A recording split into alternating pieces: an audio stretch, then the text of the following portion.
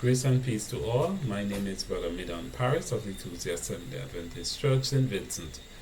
I'm here with you again to share with you a portion of truth from this wonderful book called Systematic Theology, the 7 pillars of the plan of salvation, written by Nyron Medina. I'll put the book at the bottom of your screen, and I'll place the link in the description where you can purchase yourself a copy. Before we start, please bow with me for a word of prayer. Gracious and ever-loving, wonderful Savior, forgive me of my sins now as I approach the people to preach the truth that you have laid upon my heart for their salvation. Grant me your Holy Spirit of truth, that I may explain these truths simply, and that those who listen will pay attention and be blessed to the saving of their souls. And we thank you in Jesus' holy name. Amen. Amen. So I'm looking at 2 points in Pillar 5 of the book. And Pillar 5 deals with justification. Pillar 5 is actually justification. So I'm taking it from the back part of the book, because the book is separated into 2 sections. I'm taking it from the second section of the book. And on this point, we are going to see the nature of justification. The nature of justification. Point A. It is the non-imputation of sin. Right? So we're looking at the nature of justification. What is the nature of justification? It is the non-imputation of sin, the carnal mind. So justification is the non-imputation of the carnal mind. Let's see this in Psalms 32 and verse 2. Psalms 32 and verse 2. We are told, "Blessed is the man unto whom Yahweh imputeth not iniquity, and in whose spirit or experience there is no guile." I'll read it again. Blessed is the man. So this man is blessed. So you want to talk about a blessed individual? This is the man who is blessed. Blessed is the man unto whom Yahweh imputeth not iniquity, and in whose experience there is no guile. So the man whose sins are non-imputed, or his iniquities are non-imputed by God, and the man who has no guile in his experience, that man is blessed. Amen. Let's turn to Romans 4 and verse 8. Now remember, we are looking at the nature of justification. And justification, the nature of justification entails the non-imputation of sin, or the non-imputation of the carnal mind.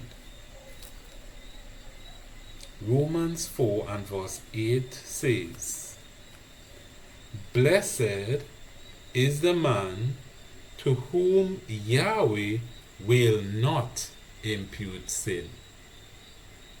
Blessed is the man to whom Yahweh will not impute sin. So we are seeing here very clearly that justification entails the non-imputation of sin, or the non-imputation of the carnal mind. And this is done by God, Yahweh himself. Let's look at 2 Corinthians 5 and verse 19. 2 Corinthians 5 and verse 19.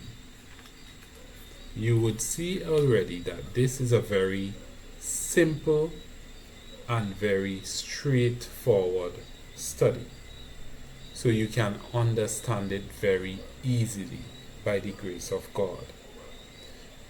2 Corinthians 5 and verse 19 says, to say, my Bible have to say, I know some Bibles, even the King James Version, would have to wit. To wit. But my Bible says to say that God was in Christ, reconciling the world unto himself, not imputing their trespasses unto them, and hath committed unto us the word of reconciliation. Here we are seeing again the non-imputation of sin done to the man by Christ. Let's read it again. To say that God was in Christ, reconciling the world unto himself, not imputing. So we are seeing here the non-imputation of sin, or the non-imputation of the carnal mind by Christ, by God, through Christ Jesus. Because we are told God was in Christ, reconciling the world unto himself, not imputing their trespasses unto them, and hath committed unto us the word of reconciliation. So the word of reconciliation is the gospel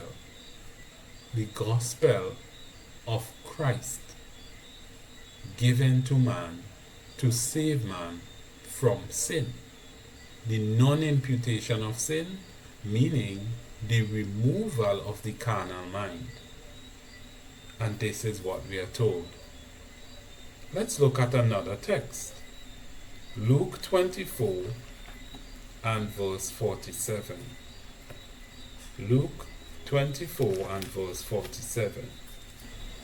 We are told, and that repentance and remission of sins should be preached in his name among all nations, beginning at Jerusalem.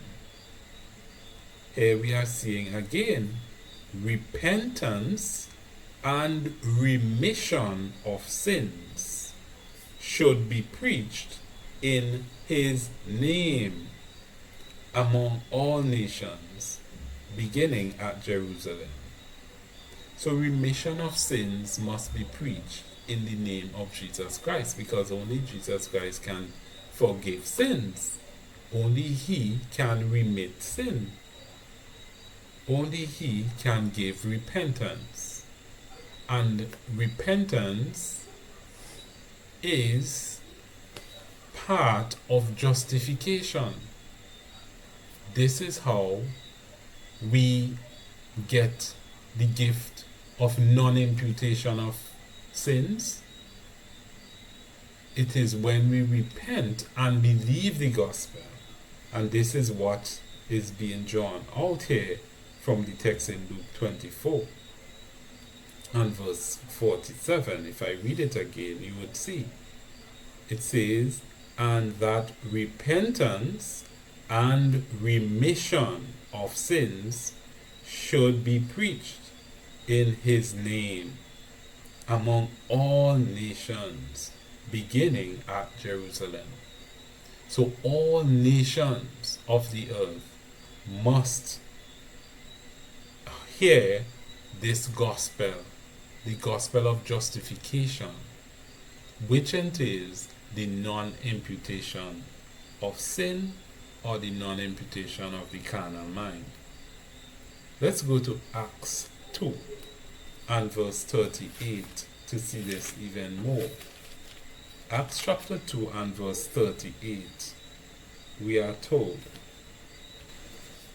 Then Peter said unto them, Repent and be baptized every one of you in the name of Jesus Christ for the remission of sins, and ye shall receive the gift of the Holy Spirit.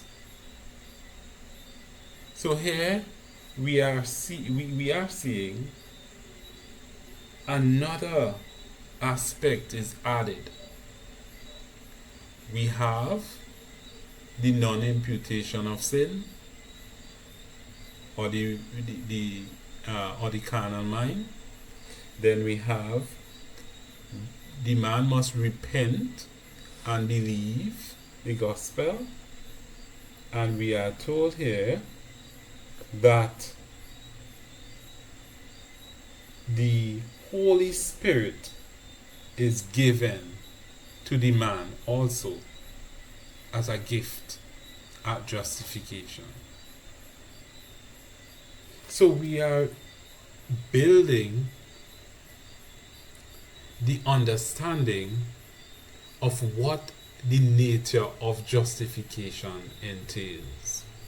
This is very good and this is very beautiful, because it shows that the man is not justified 2,000 years ago at the cross.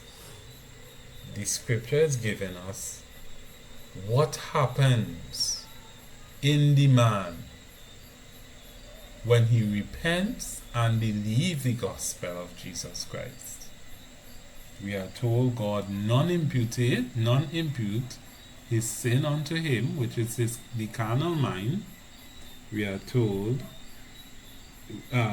he receives the gift of the Holy Spirit at justification.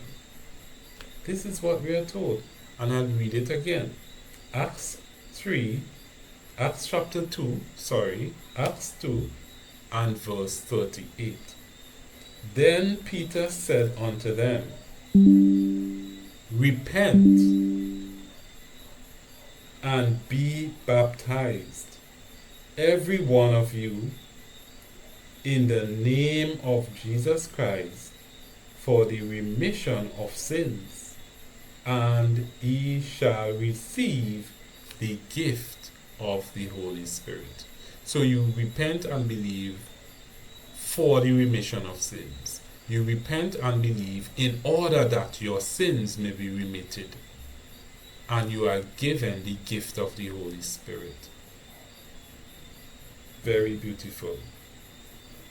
One last text under that point, the point that shows it is the non-imputation of sins or the carnal mind. Just the nature of justification entails the non-imputation of sins or the carnal mind. Romans 6, 2 to 7.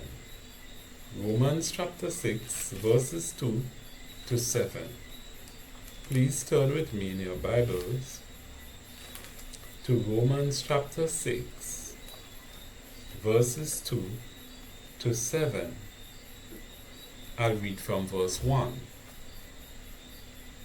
We are told, What shall we say then? Shall we continue in sin that grace may abound? Verse 2. God forbid. God forbid. It continues. How shall we that are dead to sin live any longer therein? Know you not that so many of us as were baptized into Christ were baptized into his death? Therefore, we are buried with him by baptism into death, that like as Christ was raised up from the dead by the glory of the Father, even so we also should walk in newness of life. So here we are told that because grace, the grace of God, abound towards us, we should not walk in sin. Because how shall we that are dead to sin live any longer in sin? We can't. It is impossible. It is impossible for one who is dead to sin to live in sin. Because he goes on, and Paul is saying here that we should know this. Know this in verse 3. Know you not? You should know. He's asking, know you not that so many of us as were baptized into Jesus Christ were baptized into his death? This is something that we should know. And he goes on in verse 4 and he says, therefore we are buried with him by baptism into his death, that like as Christ was raised up from the dead by the glory of the Father, even so we also should walk in newness of life. So he's showing the death experience, and he's showing the life experience. So you are dead as Christ died, but you are alive having the newness of life. So the old man, or the carnal mind, as we seen earlier, that it is non-imputed to the man, or the carnal mind that is non-imputed to the man. So Paul is putting it in the aspect of being dead, the carnal mind being dead or crucified, and you receive now the gift of the Holy Spirit, or you are being quickened or made alive unto God, which means you have no sin in you. Your sins are remitted, which we have seen in the texts before. But he goes on in verse 5 to explain even more. Verse 5 reads, for if we have been planted together in the likeness of his death, we shall be also in the likeness of his resurrection. And he goes on, knowing this. So he's saying again that this is what we ought to know as Christians. knowing this, that our old man is crucified with him, that the body of sin might be destroyed. And the Greek word for destroyed is katageo, which means inactivated. That henceforth we should not serve sin. And then verse 7 says, for he that is dead is freed from sin. For he that is dead is, Greek word for freed is justified. For he that is dead is justified from the sin. So let's go back up to verse 5 to see what Paul is really explaining here to us. For he says, for if we have been planted together in the likeness or sameness of his death, we shall be also in the sameness of his resurrection. Knowing this, that our old man, which is the carnal mind, which we have seen is which we have seen that God imputes it unto us, or removes it, or crucifies it,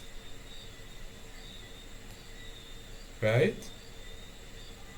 So he's saying the old man is the carnal mind which God crucifies, that the body of sin might be destroyed. So the body of sins, we are told, is the emotions and lust and sinful passions in the body that the carnal mind causes to flow for sin, for the wrong.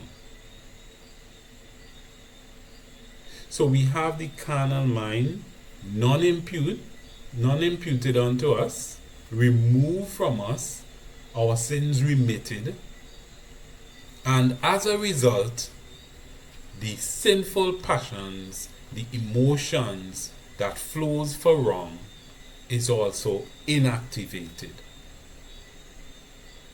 They do not flow for sin, they do not flow for wrong, because the carnal mind with the thoughts of the flesh is destroyed or crucified or killed.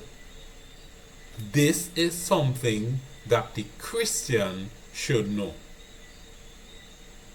So we are told, 1, justification is the non-imputation of the sin or the carnal mind or the fleshly mind. 2, the sinful emotions and passions are inactivated as a result.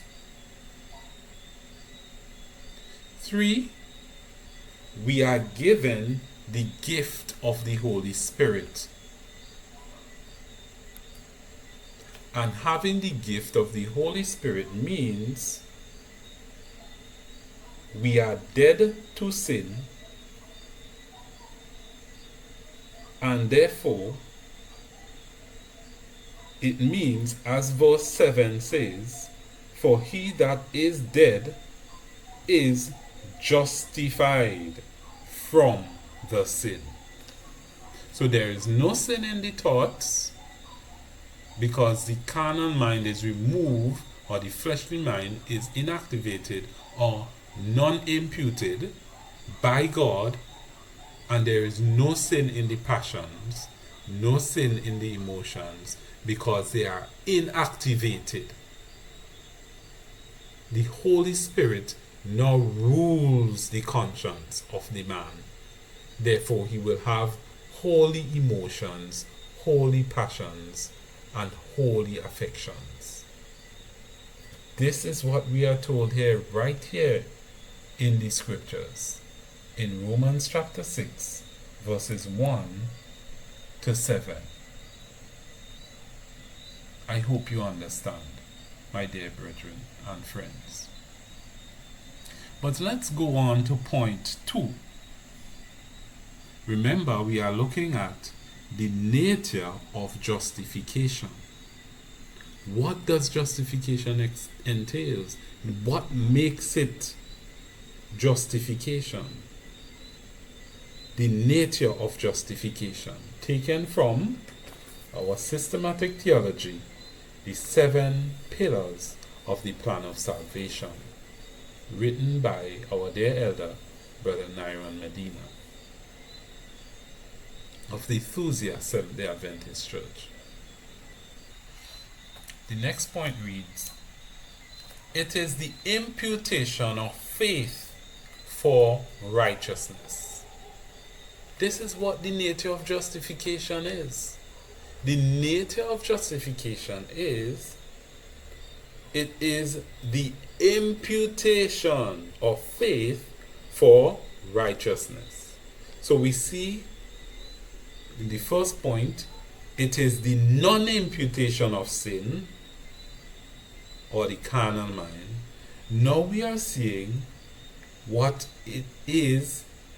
It is the imputation of faith for righteousness. It is 1, non-impute, and 2, impute.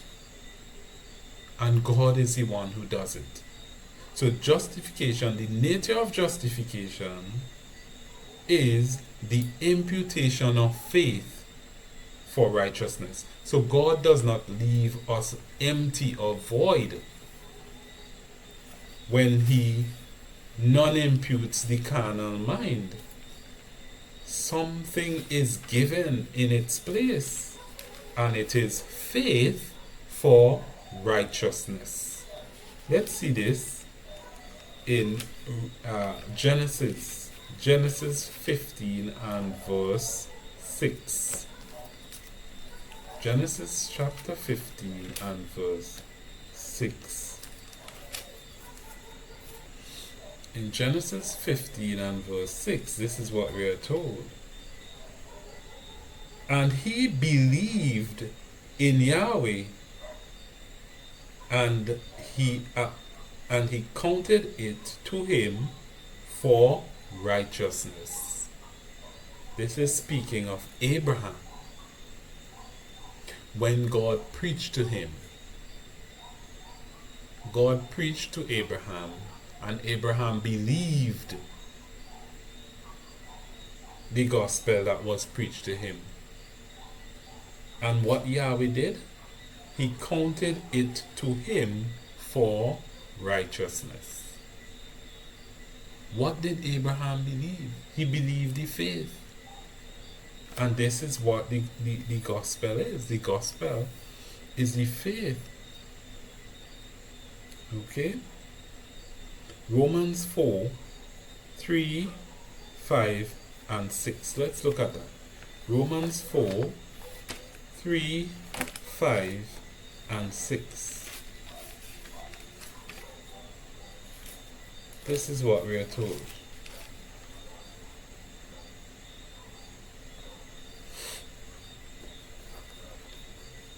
Verse 3 says, we read in Romans chapter 4, 3, 5, 6, 9, 11, 12, and 22. Okay, in that order. So let's look at Romans 4 and verse 3, which says, for what saith the scripture? Abraham believed God, and it was counted unto him for righteousness. We just saw that in Genesis 15 and verse 6.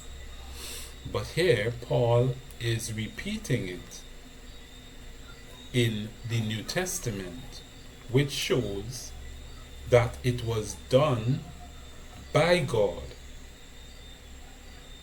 Because it says here again, for what saith the scripture? Abraham believed God, and the faith that he believed, was accounted by whom? By God, unto him for righteousness. So he did not do any work. He did not do any work to bring righteousness to himself. It was done by God. God preached the truth to Abraham. Abraham believed the truth, and God counted it unto him for righteousness. Let's see again in verse 5. It says, but to him that worketh not. You see that? But to him that worketh not, but believeth on him that justifieth the ungodly, his faith is counted for righteousness. So the faith is what he believed. And this faith contains righteousness, and it is counted unto him by God, so that the man can be made righteous. So this is what happens when God non-imputes the carnal mind, or the sin of the carnal mind. When God non-imputes the sin unto the man and imputes faith unto the man is made righteous. This is what happened to Abraham. Abraham was made righteous by faith. He believed the faith, and it was counted unto him for righteousness. Verse 6. Even as David also describeth the blessedness of the man, unto whom God imputeth righteousness without works. God is the one who did it, not the man. The man doesn't make himself righteous. We imputed righteousness unto him without works. And this man that is justified by the faith of Jesus Christ, by the faith of God, is blessed. This is how David describes him. He describes the man as being blessed of God. Verse 9. Cometh this blessedness then upon the circumcision, or the Jews only, or upon the uncircumcision also? For we say that faith was reckoned to Abraham for righteousness. Okay? So we are seeing that the faith that was reckoned to Abraham, the faith of God, was reckoned to him when he was in uncircumcision. He wasn't a physical Jew. He wasn't circumcised physically in the foreskin. He was uncircumcised. And it came to him, he was made righteous, the faith came to him when he was in uncircumcision. And so it means that the faith is not only for the Jews, or the fleshly Jews alone, or the circumcised Jews, but also for the uncircumcised, or the Gentiles. Verse 11.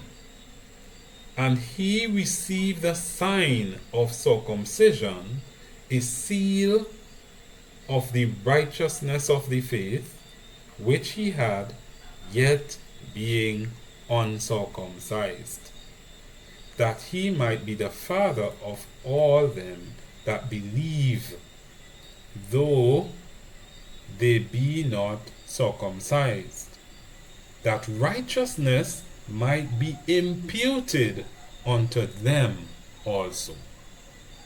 So the righteousness is being imputed unto the Jews and unto the Gentiles because they believe the faith of Jesus Christ. So the faith of Jesus Christ is what guarantees the man having righteousness, because the righteousness is in the faith of Jesus Christ. This is what we are told. And then verse 12 says, and the father of circumcision to them who are not of the circumcision only, but who also walk in the steps of that faith of our father Abraham, which he had, being yet uncircumcised. So he had the faith, being yet uncircumcised. The faith of God that gives him the righteousness, by which righteousness is attained. And then verse 22 says, and therefore it was imputed to him for righteousness. So the faith was imputed to him, Abraham, for righteousness. And this faith will be imputed to all who believe, whether Jews or Gentiles, for righteousness. Once they believe the faith of Jesus Christ, then they would be justified by that faith or made righteous by that faith. Let's see Galatians 3 and verse 6. We are told,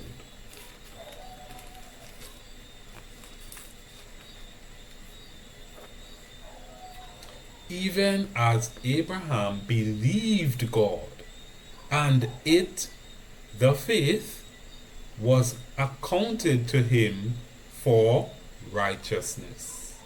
Very plain. And then our final scripture is Galatians 2 and verse 16.